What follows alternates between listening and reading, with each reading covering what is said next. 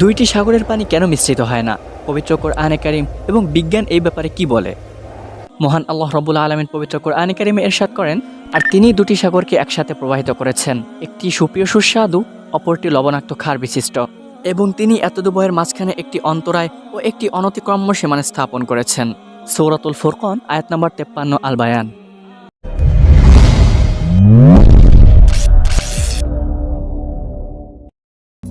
আসসালামু আলাইকুম রহমতুল্লাহ।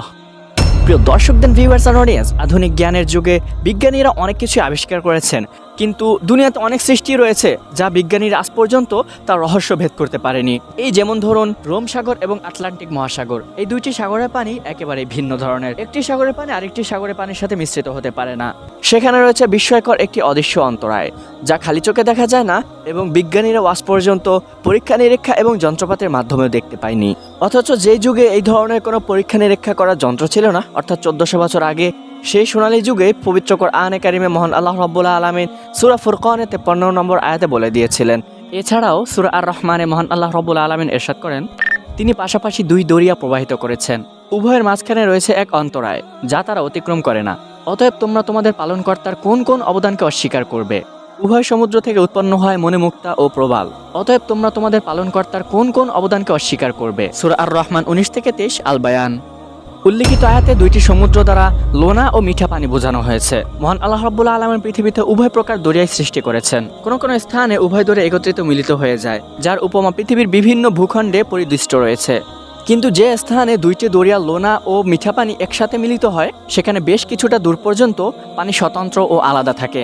একদিকে থাকে মিঠা পানি, অপর দিকে থাকে লোনা পানি। পানি তরল ও সূক্ষ্ম পদার্থ হওয়া সত্ত্বেও পরস্পরে মিশ্রিত হয় না। প্রিয় দর্শক, লক্ষ্য করুন, মহান আল্লাহ রাব্বুল আলামিনের কুদরতের উপমা হিসেবে তিনি আমাদের দুনিয়াতেই অনেক কিছু সৃষ্টি করেছেন।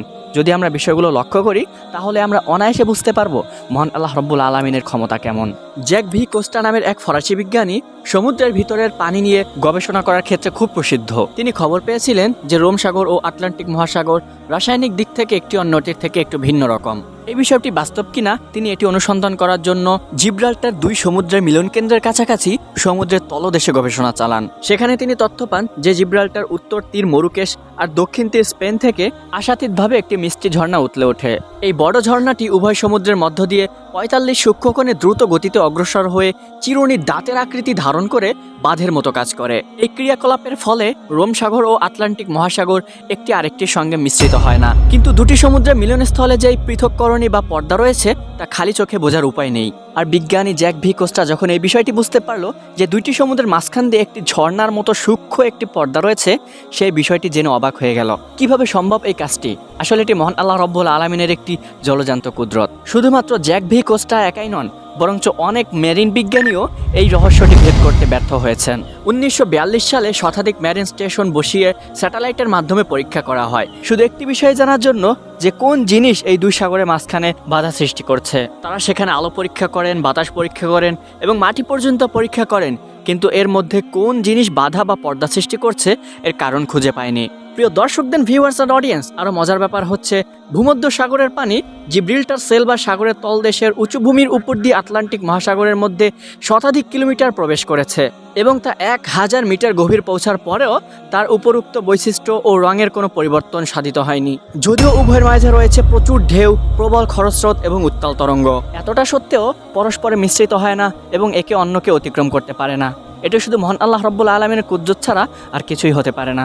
সাগরের এই বিস্ময়কর সৃষ্টি রহস্য উদ্ঘাটন করতে গিয়ে অনেক গবেষকই পবিত্র কোরআনে কারীমের এই অলৌকিকতা দেখে ইসলাম গ্রহণ করেছেন। কিছু নির্ভরযোগ্য সূত্রে পাওয়া যায় ফ্রান্সের সমুদ্র বিজ্ঞানী ডক্টর জ্যাক ভি কোস্টাও ইসলাম গ্রহণ করেছেন। প্রিয় দর্শকদের, ভিউয়ার্স এন্ড অডিয়েন্স, এবার একটি বিষয় লক্ষ্য করুন। অনেক বিজ্ঞানীগণ বলেন যে দুটি সমুদ্রের মাঝে কোনো অন্তরায় বা এমন কোনো অদ্ভুত বিষয় নেই, যে বিষয়টি পবিত্র কোরআনে কারীমে মহান আল্লাহ রাব্বুল আলামিন অনেক জায়গায় উল্লেখ করেছেন। তাদের উক্তি হচ্ছে শুধুমাত্র দুইটি সমুদ্রের গুণাবলীর কারণেই এটি মিশ্রিত হয় না। এই ব্যাপারে তাদের উক্তি হচ্ছে, যখন দুটি তরল পদার্থ একসাথে হয়, তখন তারা তাদের উপাদানগত ভিন্নতার কারণে তারা খুব দ্রুত অথবা আস্তে অথবা পরস্পরে মিলিত হয় না। দুইটি পানি মিশ্রিত হওয়া বা না হওয়া বা ধীরে ধীরে মিশ্রিত হওয়া, এই সম্পূর্ণ বিষয়টি তরল বস্তুর গুণাবলীর উপর নির্ভরশীল। যেমন তাপমাত্রা, ঘনত্ব, প্রবাহের হার, প্রবাহের দিক, খনিজ বা অন্যান্য অপদ্রব্যের পরিমাণ, রাসায়নিক গঠন ইত্যাদি ইত্যাদি। হ্যাঁ, তাদের কথাটি অগ্রাহ্য নয়, কিন্তু মহাসাগরের বিষয়টি কিন্তু এর থেকে একটু ভিন্ন ধরনের।